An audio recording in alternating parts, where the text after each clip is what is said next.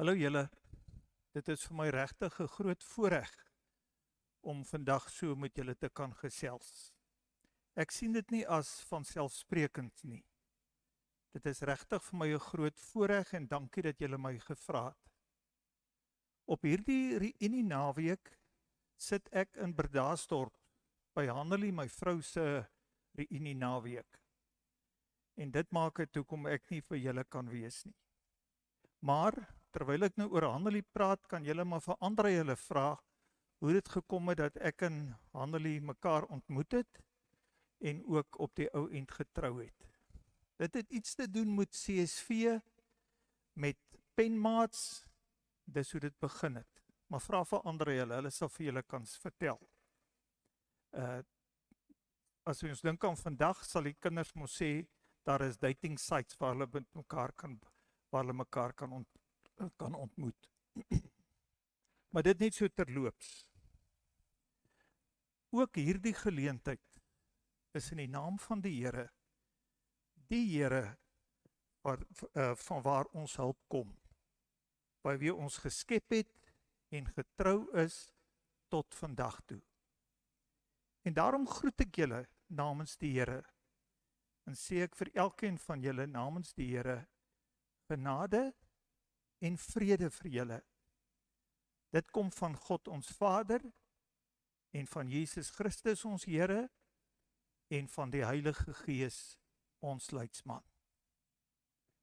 Ek wil vra dat ons nou sommer net 'n bietjie terugdink en kom ons herinner mekaar aan God se goedheid. Kom ons sing dit.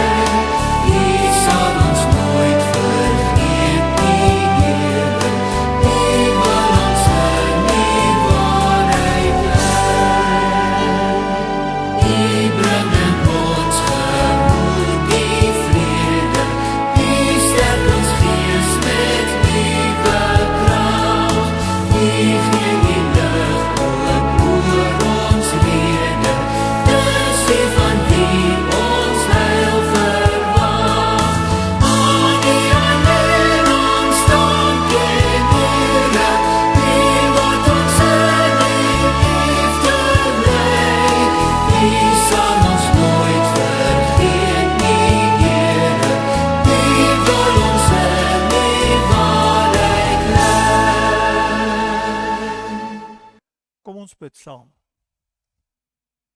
Baie dankie Here vir geleenthede soos hierdie, waar tydens ons maar net bewus kan raak van soveel genade wat ons van U ontvang het. Daar het soveel in die tussentyd met ons gebeur, maar net die feit dat ons na soveel jare weer in kontak met mekaar is wonderlik en so 'n voorreg. Baie dankie vir die skool waarin ons was, as ook die onderwysers en skoolvriende wat so 'n vormende invloed op ons lewens gehad het. Daarom wil ons vandag ook vir ons alma mater bid en by name vir die leerders en onderwysers. Ja, dat hulle steeds 'n leerling gefokuste skool sal bly, waar leerders voorberei word as verantwoordelike volwassenes. Ons bid dat hulle in 'n gedissiplineerde omgewing hulle onderrig sal ontvang. Maar ek wil ook bid vir elkeen van ons skoolmaats. Ek bid dat U elkeen sal seën met U nabyheid en trou, terwyl ons almal al hoe ouer word. Seën ons asseblief met gesondheid en 'n goeie lewe. En soos ons altyd doen, wil ons ook bid vir ons kinders en ons kleinkinders. En waar ek net nou uit die Bybel gaan lees, wil ek vra dat U dit ook sal seën en dat ons U woord duidelik sal hoor. Ons bid dit alles in die naam van Jesus Christus, ons Here. Amen. Kan jy dit glo dat ons al 50 jaar gelede in matriek was? Dit klink baie lank terug, maar vir my voel dit nie so lank terug nie. Nou moet ek sê, my kinders sal natuurlik nie hiermee saamstem nie. Hulle kan nie dink dat ons in 'n tyd kon groot word sonder selfone en sonder rekenaars nie. Vir hulle is 50 jaar terug prehistories. Maar dink net 'n bietjie, wat het ons die afgelope 50 jaar alles beleef? Ons manne het nog weermag toe gegaan en sommige van ons het die grensoorlog in sy ergste vorm beleef. Ek het al reeds verwys na selfone en rekenaars wat die wêreld vir altyd verander het. Ek dink aan die dramatiese veranderings in ons tyd met die val van die Berlynse muur en die groot veranderings in ons eie land, Suid-Afrika, en as ek dink aan Schweizer self, dan lyk dinge baie anders as toe ons in matriek was. Met alles wat in ons leeftyd so verander het ek op 'n stadium die opmerking gemaak dat ek grootgemaak is en opgelei is as predikant vir 'n wêreld wat nie meer bestaan nie. Na matriek het ons uitmekaar gespat en met sterre in ons oë en groot drome die lewe ingegaan. Ongelukkig het sommige van ons die heeltyd baie kere maar net grondpad gery, terwyl ander van ons dit miskien weer makliker gehad het. Die lewe het ons gevorm en gebrei, soveel so dat van ons klasmaats nie meer met ons is nie. Soms het ons sinies geraak oor die lewe, ander kere weer dankbaar oor wat ons is en wat met ons gebeur het. As ons tog net met alles wat ons vandag weet, weer jonk kan wees, sal dit seker met ons beter gegaan het. Hoopelik het die lewe ons daarom ook wyser gemaak. En nou is die meeste van ons afgetree. En omdat ons ouer is en lyk, word ons ook soos ou mense hanteer, wat soms ook sy eie voordele het. Maar as afgetredenes is ons nie meer so in die hoofstroom van die lewe nie, in die hoofstroom waar dinge gebeur nie. Maar terwyl ek daarna verwys, iets wat my grensloos irriteer, is diegene wat skielik in klein woordjies of vir klein woordjies met ons begin praat. Ja, die wêreld van werk gaan aan en ons is nie meer so volledig deel daarvan nie. Net die gedagte daaraan is vir sommige mense baie moeilik om te aanvaar, terwyl ander baie dankbaar is dat hulle nie meer deel is van sekere toksiese werksomgewings nie. Ons is nou in die tyd van brille en pille. Ons kan ook nie meer alles doen wat ons in die verlede gedoen het toe ons nog jonk was nie, want ons kragte het afgeneem. Maar terwyl ek dit nou sê, dink ek ook dis nie waar van ons almal nie. Veral as ek sien hoe ver Stevie nog met sy fietsry daar in die Suid-Kaap. Ek weet nie van julle nie, maar soos ek ouer word, raak ek al hoe meer bewus van die broosheid van die lewe. Net die feit dat soveel van ons klasmaats oorlede is, is vir my 'n bewys daarvan. Soos ons ouer word, besef ek ook al hoe meer dat ons nie onsterflik is nie. En dit is iets wat COVID ons almal ook geleer het. Ja, en soos ons ouer word, gaan ons kragte nog meer afneem. Nou dit alles waarna ek nou verwys het my herinner aan 2 Korintiërs 12. Die konteks destyds was natuurlik heeltemal anders as die konteks waarin ons vandag is. Ons situasie is heeltemal anders. Maar Paulus het destyds met die probleem gesit dat hy gekritiseer is omdat hy onder andere nie so 'n dinamiese prediker is soos die dinamiese predikers van destyds nie. Die gevoel was dat Paulus nie regtig in dieselfde klas as die ander apostels is nie. Hy was in hulle oë nie die skerpste potlood in die sakkie nie, en ook nie die beste prediker wat hulle al gehoor het nie. Sy antwoord op al hierdie kritiek was: ek verkondig Christus. Niks meer nie en niks minder nie. Dis vir my waaroor dit gaan. En dan sê hy in hoofstuk 11 vers 5 en 6 die volgende: ek reken inderdaad dat ek in geen opsig terugstaan by die sogenaamde superapostels nie. Ek mag onbedrewe wees as spreker, maar nie onbedrewe in kennis nie. Dit het ons juis in elke opsig en op allerlei maniere laat sien. Nou as ek dit moet vertaal na ons wat 50 jaar terug in die skool was, beteken dit vir my dat net omdat ons, die meeste van ons pensionarisse is, nie meer so gesond is nie, en nie meer in die hoofstroom van die lewe is nie, dit nou enigstens nie beteken dat ons hoef terug te staan nie. Ons kan miskien in sekere opsigte nog onbedrewe wees, maar met die wysheid van die grysheid is ons verseker nie onbedrewe in kennis nie. Nou die eintlike gedeelte waarby ek wil uitkom is 2 Korintiërs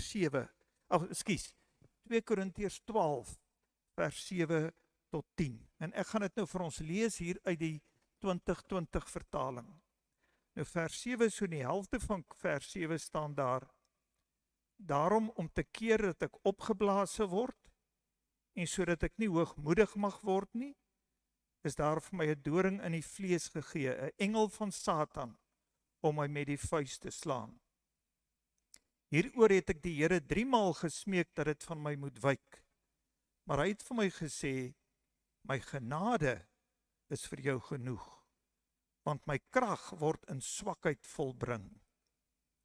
Daarom sal ek my baie liewer op my swakhede beroem, sodat Christus se krag my kan beskut. Terwille van Christus verheug ek my in swakhede, beledigings, ontberings, vervolgings en benoudhede. Want wanneer ek swak is, juis dan is ek sterk. En ons lees net tot sover. Nou, hierdie doring in die vlees wat Paulus van praat, daaroor is al baie boeke geskryf. Sommige geleerdes meen dat hy een of ander fisieke kwaal gehad het. Die meeste kom ooreen en sê dat dit een of ander oogkwaal was wat hy gehad het. Ander sê weer nee, dit het te doen met die feit dat hy soveel teenstand beleef het, dat hy soveel kritiek gehad het, dat dit die doring in die vlees is. Maar eintlik weet niemand regtig wat dit was nie. Al wat ons weet is dat die gevolg daarvan vir hom baie swaar was. Hy het baie swaar gekry en dat die doring in die vlees dit vir hom baie moeilik gemaak het. Maar die punt is dat so 'n doring in die vlees dit vir ons as mense baie moeilik kan maak. Dit baie uitdagend vir ons kan wees. Dit kan wees dat die sogenaamde dorings in die vlees verskeie forme kan aanneem waaroor ek nou nie sal wil ingaan nie en wil uitbrei nie. En soos ons ouer word, kan die dorings in die vlees ook net erger word. Dis iets waaroor ek self soms dink en al oor gewonder het. Tog sien Paulus iets heiligs daarin. want hy sê dit hou hom afhanklik van God. Nou weet julle, iets daarvan sien ek in my eie ma se lewe wat in Junie hierdie jaar 93 jaar oud word. Vir haar was die moeilikste die feit dat sy haar onafhanklikheid moes prysgee. Wat ek ook by haar sien is dat hoe meer broser sy word, hoe meer belangriker raak haar verhouding met die Here. Nou net soos Jesus in die tuin in Getsemane 3 keer gebid het, dat die beker by hom moet verbygaan, het Paulus gevra dat die doring in die vlees weggevat moet word. Maar dit het nie gebeur nie. En soos ons ouer word, kan verskeie goed met ons gebeur, soos 'n ongeneeslike siekte, eensaamheid, ons dink aan kinders oor see, finansiële probleme en goed waaraan ons nou nie eens kan dink nie. En dit kan ook gebeur dat die Here nie ons gebede gaan beantwoord soos ons dit graag wil hê nie, of soos ons gedink het hy dit moet doen nie. As ek Paulus hier in 2 Korintiërs 12 reg verstaan, sal ons in ons swaar God se genade ervaar. God se teenwoordigheid in ons lyding, God se teenwoordigheid met die dorings in ons vlees, is wat ons die nodigste het. En daarom is God se genade vir ons genoeg. In Grieks begin die stelling met die woord genoeg, sodat die klem juis daar kan lê. En daarom hierdie vreemde opmerking hier, dat ons krag in swakheid volbring word. En die Here kom vandag om ons juis hieraan te herinner, dat dit wat hy reeds vir ons volbring het. Die Here kom vandag om vir ons te herinner aan dit wat ons reeds ook van hom ontvang het. Dink hoe genoeg is dit vir jou. Dink aan die genade om 'n kind van God te wees. Dink aan die genade om verlos te wees. Dink aan die genade van Christus en daarmee alles, ja alles volledig wat hy vir ons gegee het in hierdie lewe en vir dit wat ons in die toekoms nodig het. Dink aan die genade om vir ewig en ewig by God te wees. Dis wat hy vir ons gee. En dan dink aan die genade wat ons ontvang in ons swaar kry en in ons beproewing. Alles wat ons van Christus ontvang het, om voluit te lewe, is wat ons onder hierdie genade van God kan verstaan. Ja, God se genade is inderdaad genoeg. Dit was nog altyd vir jou genoeg, en dit sal vir altyd vir jou genoeg wees. Dit is genoeg om die swaar van die dorings in die vlees te kan hanteer en dit te kan oorwin. Met genade word al die seëninge wat God om Christus wil vir ons gee, 'n werklikheid. En weet julle, dit is juis wanneer ons sukkel. Dit is juis wanneer ons swaar kry. Dit is juis wanneer die dorings van die lewe ons steek en seermaak en irriteer, dat ons besef, God se genade is genoeg. Ja, ons kan smeek dat hy dit wegvat, of dit moet wegvat, maar hy antwoord deur genoeg genade vir ons te gee. In kort, soos ons ouer word, en die dorings in die vlees miskien meer word, en ons kragte afneem, en ons swakker word, is God se genade genoeg, en is ons dan juis sterk, sê hierdie gedeelte. Want God se krag kom juis tot volle werking wanneer ons swak is. Dis juis wanneer ons swak is, dat genoeg genade genoeg is. So wanneer jy oorweldig word deur jou swakheid, die swakheid om die dorings van die vlees te kan hanteer, sal God jou beskut.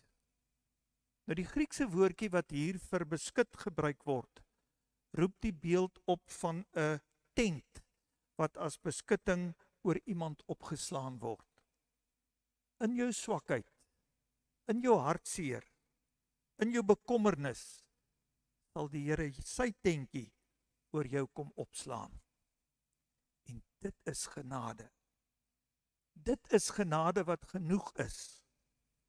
Genade om te weet, God slaan sy tentjie oor my op om my veilig te laat sit onder sy beskerming.